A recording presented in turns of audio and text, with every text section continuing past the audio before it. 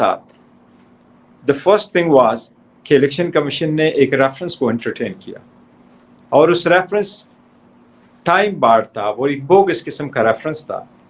उसको चलाते हुए इलेक्शन कमीशन इस बात की तरफ चला गया कि कंप्लेंट भी फाइल की जाए। उस कंप्लेंट की सज़ा की वजह से हमें क्या इक़दाम करना पड़ा कि हमारे जो इलेक्शन हो चुके थे उस इलेक्शन को पाकिस्तान में 175 पॉलिटिकल पार्टीज रजिस्टर्ड है। ऑन एंड ऑफ 10 से लेकर 18 तक political parties they make it to the parliament. और उन 175 पार्टीज जो है वो 1960 के कानून के मुताबिक अपनी इंट्रा पार्टीज इलेक्शन कराती है और वहाँ जमा करती है। और हमने जो इलेक्शन किए थे और सबसे बेस्ट किए थे, इलेक्शन कमीशन ने उस पर एतराज़ लगाया और एतराज़ ये लगाया कि ये इलेक्शन आपके आईन के मुताबिक नहीं हुए हैं, उससे हम डिसएग्री करते हैं। लेकिन खान साहब ने आखिरी दिन चूँकि टाइम शॉर्ट था तो खान साहब ने अपनी चेयरमैनशिप की कुर्बानी दे दी, इसलिए कि लोगों को पीटीआई का जो आइडेंटिटी है और पीटीआई का इलेक्शन सिंबल है बेट, वो बच जाए। इन सर्कमस्टांसेस में हमको ये स्टेप लेना पड़ा और ये इक़दाम करना पड़ा। खान साहब के ख़िलाफ़ 180 केसेस बनाए गए, वो सारे बोगस है। कोई ऐसा पुलिस स्टेशन नहीं रहा जहाँ खान साहब के ख़िलाफ़ केस रजिस्टर नहीं हुआ। कोई ऐसा जुर्म नहीं रहा जिसको उस एफआईआरों में डाला नहीं गया। हर मरतबा जब हम कोर्ट में जाते हैं तो हमारे ख़िलाफ़ अगर केस चलता रहा तो वो घंटों के हिसाब से चलता रहा। और जब हम दरख्वास्त देते रहें, चाहे वो हाई कोर्ट हो चाहे वो सुप्रीम कोर्ट हो, तो या लगा नहीं, या लगा तो जजमेंट रिजर्व हुई, या ऑर्डर आया तो एडवर्स आया, जिसका आज हम अंदाज़ा भुगत रहे। लेकिन दूसरी तरफ अगर आप देखें तो मियाँ साहब जिस वक्त वापस आए न उनकी सज़ा सस्पेंड हुई, उसके बावजूद वो बेल पे चले गए। और 2 महीने से कम अरसा में जिस वक्त मियाँ साहब आए उनके सारे केसेस ख़त्म हुए।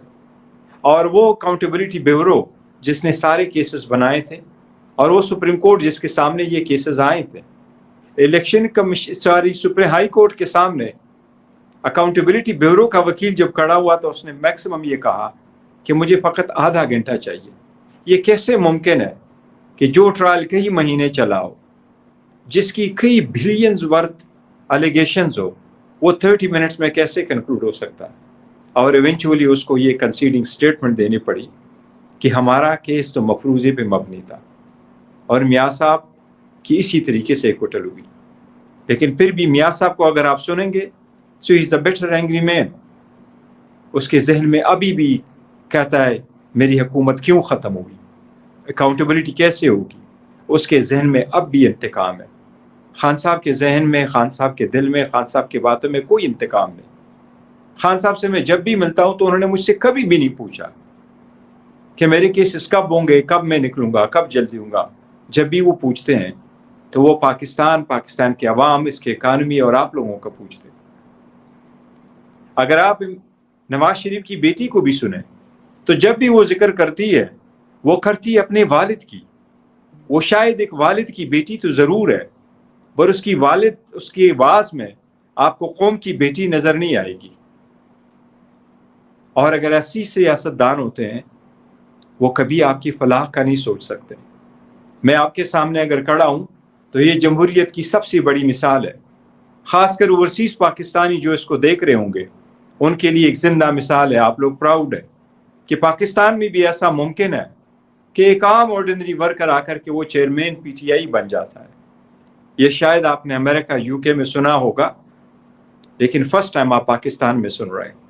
यहाँ एक एलीट क्लास न सिर्फ रिसोर्सेज पे काबिज होते हैं बल्कि पॉलिटिकल पार्टीज के लीडरशिप पे भी काबिज होते हैं।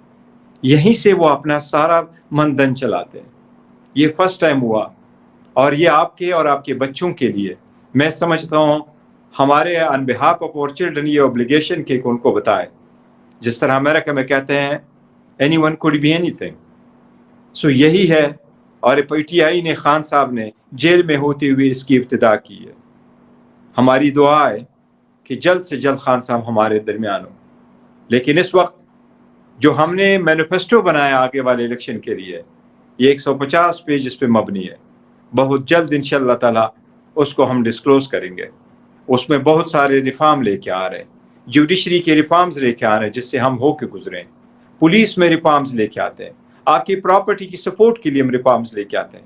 اوورسیز کو مور اپرچونٹی دینے کی ریفارمز لے کے آتے ہیں. جوڈیشری کے لیے ججز کے تعین کار کے طریقے میں ریفارمز لے کے آ رہے ہیں.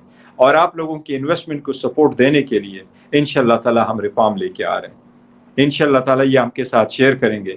وقت زیادہ ہو گیا. میرے آپ سے یہ دعا ہے کہ اللہ تعالیٰ کرے خان صاحب جلد سے جلد باہر ہو اور آپ کے سامنے ہو. لیکن سب لوگوں سے ایک ہمارا عہد ہے.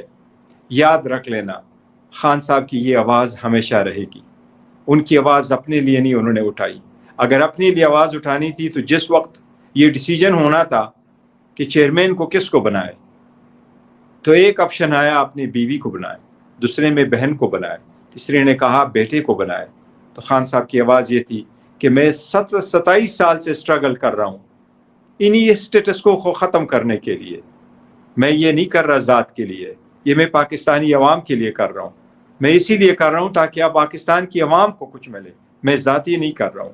اگر آپ کا ایسا لیڈر ہو انشاءاللہ تعالی یاد رکھ لینا پاکستان ترقی کرتا جائے گا انشاءاللہ. ہم کسی سے انتقام نہیں لے رہے, لیکن ہم نے ہر عدلیہ کے سامنے ایک پلی رکھی ہے کہ ہماری بھی رائٹ ہے, ہمیں بھی پروٹیکٹ کرے. سپریم کورٹ ہم جاتے ہیں, سپریم کورٹ میں ہم نے کہا کہ عدلیہ سے آپ ریٹرننگ افسران لے لے. اگر ریٹرننگ افسران حکومت کے ہوں تو بڑا خدشہ ہے کہ الیکشن میں ریگنگ ہوگی, اور اگر اس مرتبہ الیکشن میں ریگنگ ہوئی تو بہت افسوس ہوگا. اس لیے آج سپریم کورٹ سے اور ہائی کورٹ دونوں سے ہماری یہ استدعا تھی کہ اگر آروز تعینات ہونے ہیں تو وہ صرف اور صرف جوڈیشری سے ہو. مجھے امید ہے عدلیہ اگر جوڈیشری سے آروز کو نہیں لیتی, سپریم کورٹ یہ ڈائریکشن ضرور دے گی کہ الیکشن بہرحال فری, فیئر اینڈ ٹرانسپیرنٹ ہو. اللہ آپ کو خوش رکھے. پاکستان پائندہ.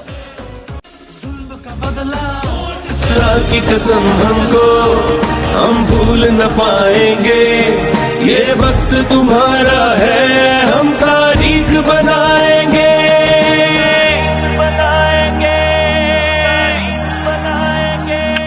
تو جھوٹ کا چہرہ میں سچ کا دیدار ہوں, ظالم کی بیعت میں کرنے سے انکار ہوں. جو وہ مجرم ہے نظروں میں تیرے